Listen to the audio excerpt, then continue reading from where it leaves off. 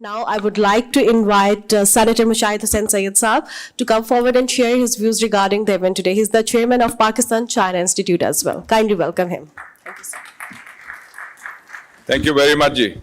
Bismillahir Rahmanir Rahim, in the name of the Almighty, the Lord of all mankind. Good morning and Assalamu Alaikum.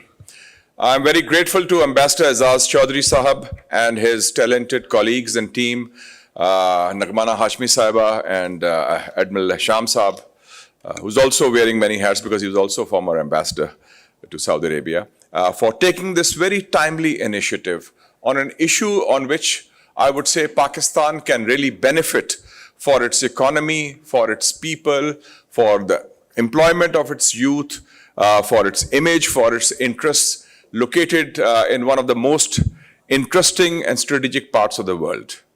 I speak to you not just as a guest speaker, but also as a frequent traveler. My last visit was 2 weeks ago to Turkey, where I was invited by President Erdogan to give a keynote on Palestine.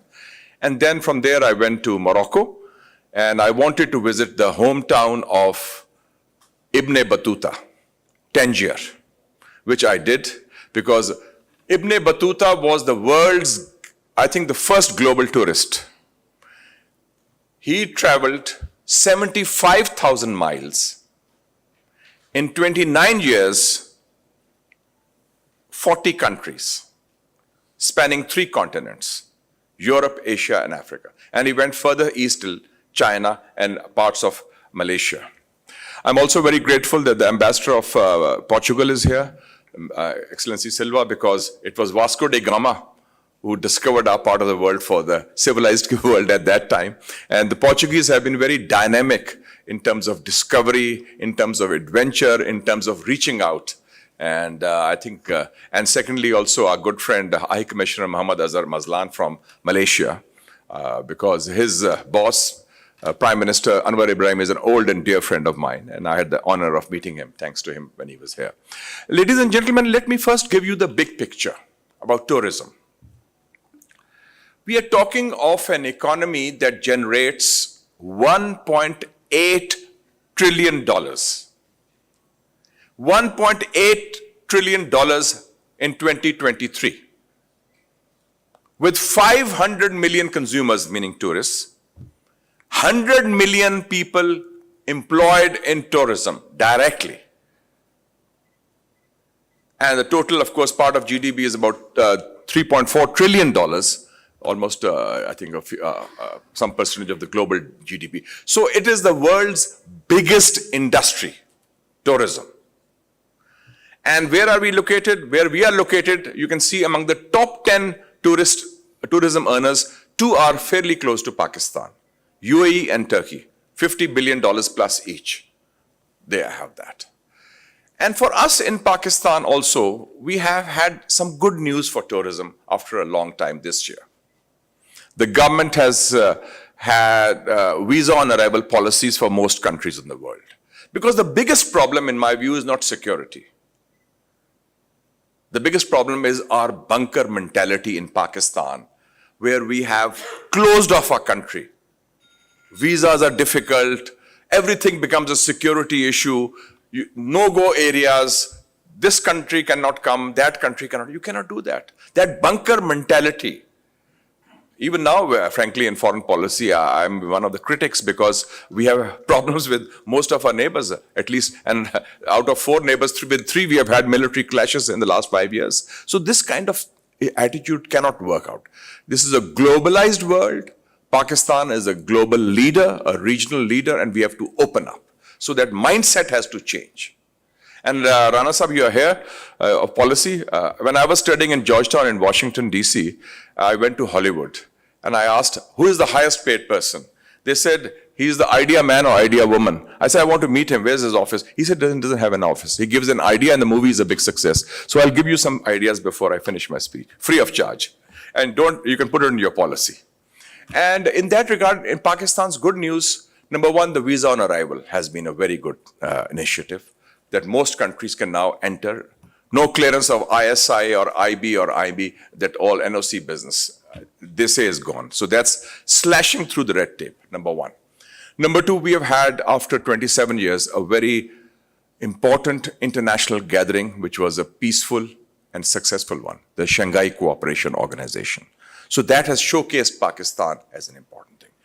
And today, it's 5th of November, 1 week from today, you will have the largest congregation of the Sikh diaspora in the world in Pakistan, in Nankana Sahib and Panja Sahib and Kartarpur.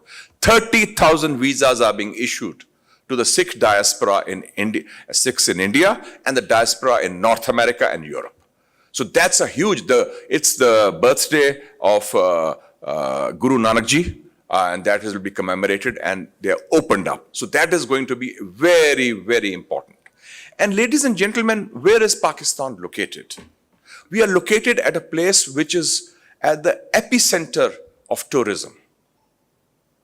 China, Central Asia, especially Uzbekistan. And if you see CNN now, there are ads on Uzbekistan, like they were Malaysia, truly Asia. Now, Uzbekistan is one of the very popular destinations. To some extent also Kazakhstan, but Uzbekistan is number one in Central Asia. So Pakistan is just 2 hours away from Tashkent. And then South Asia. India. Where's my friend from Sri Lanka? Dr. Ayantha is here. Yes. Your Excellency, welcome from Sri Lanka, because I had my honeymoon in Sri Lanka. And I have a special relationship with Sri Lanka, and I go there often. And you still have those women selling kajus from Colombo to Kandy, big ones, and very high quality. And you have one place which is an island, which is also has mountains and hills, and also where the movie The Bridge on the River Kwai was shot. So, and Sri Lanka has some of the finest people and the finest service industry in South Asia that I've seen. Better than India, then Nepal is there, Maldives is there. So we are at the epicenter of that. And so I think that this is a good opportunity for Pakistan to how to take this forward. My plan would be, Rana Sahab, I call it 313. 3 corridors, 1 authority, 3 initiatives. What are the 3? Let's focus on that. And I would like to remind the audience here that I have been also, once upon a time, Minister for Information, Culture and Tourism. And it was that time that we laid the basis of a lot of the initiatives. And from 97 to 1999. We were elected chairman of the South Asia countries for the World Tourism Organization. I became the chairman. I fought the election. India supported me also, along with other South Asian countries. And the World Tourism Organization is based in Madrid. And we had ensured that we will have Visit Pakistan year in 2001. That was 98 I got. But of course, we were overtaken by events. Then we developed the first master plan for tourism with the help of the UNDP. Then I asked the Austrian government for help in building a ski resort, and Malam Jabba was built with Austrian help. And then we held 3 major tourism conferences, Walji Sahab, aap to idhar hain, and we had it in Islamabad, in Lahore, and Karachi. So the things were set rolling, but then we were overtaken by other events, and then thankfully that period has now come to an end, the post 9/11 phase. So the 3 corridors, I would say, is low-hanging fruit. Because already Azaz Sahab has talked about domestic tourism. And domestic tourism has got a big fillip now. And it's that is the base for the other tourism we are going to develop, inshallah, in the next 5 years. The number 1 is spiritual tourism, which I launched for the first time in 97. We had monks from Thailand, Sri Lanka, South Korea, and Japan visiting Pakistan, Taxila. Because Taxila is the first Buddhist university in the world, 2,700 years old. And we have some of the holiest sites for Buddhism in Pakistan. Then we also revived Katas Raj, which is also one of the holiest sites for Hinduism in Pakistan, close to Kala Kahar. And then, of course, Sikhism, we have Nankana Sahib and Panja Sahib, we already have. So I called it spiritual tourism, whether it's religious tourism, but basically, these are holy sites where they should be open to visitors. And we had the first exhibition of Gandhara in South Korea, Seoul, where we developed the CDs in the Korean language, and I sent the curator of the Peshawar Museum there to have it for 3 months, which was a fantastic success. So spiritual tourism is one area where I think we can start off with, and I'm glad the initiatives are already underway with Sikhism. Secondly is 2 neighboring huge countries. One India, one China. In China, we border Xinjiang. And Xinjiang is now one of the most popular tourism destinations in China because of its rich fusion of Central Asian, Islamic, Buddhist, Han cultures. 265 million Chinese and foreigners, Chinese from the mainland, visited Xinjiang in 2023. 42 billion dollars. Xinjiang province alone, with 25,000 tour guides, which they have, because it's a very beautiful part. And I've traveled there extensively by road and by air also.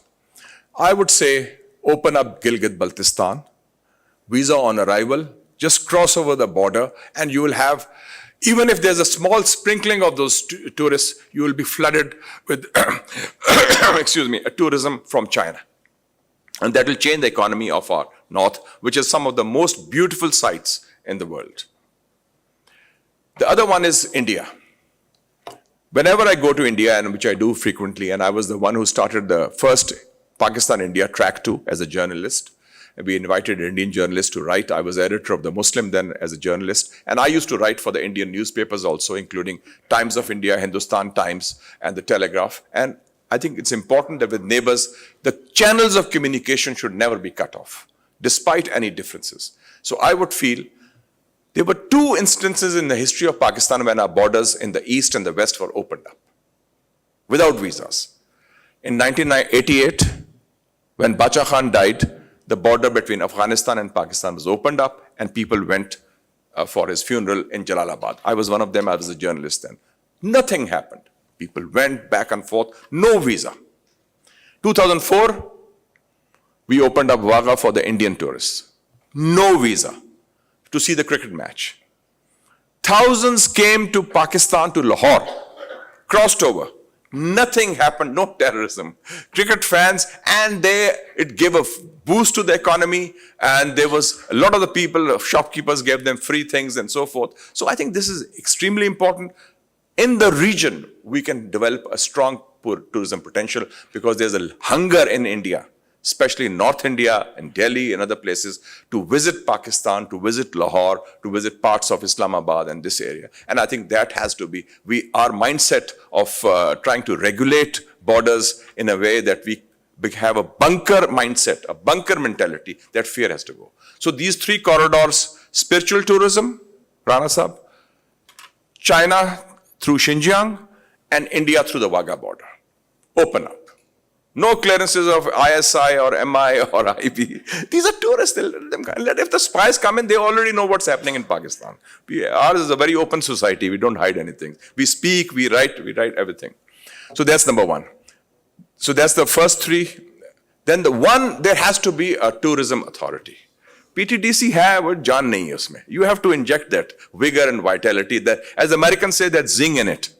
And now I think with today's election of President Trump, inshallah, the tourism potential in the world will be better because he'll bring more peace to the world than Biden and Kamala could, because they were part of the genocide in Palestine, the war in Ukraine, and so many things. I think we'll have a better, calmer world under President Trump, inshallah. So I think that will be also conducive for us. So one central tourism authority, and I would also nominate the former Foreign Secretary Azad Chaudhry Sahab as one of the key members, because you have that passion for tourism also. So it's not just the tourist guys or Mr. Walji or others, but those who know how to do that.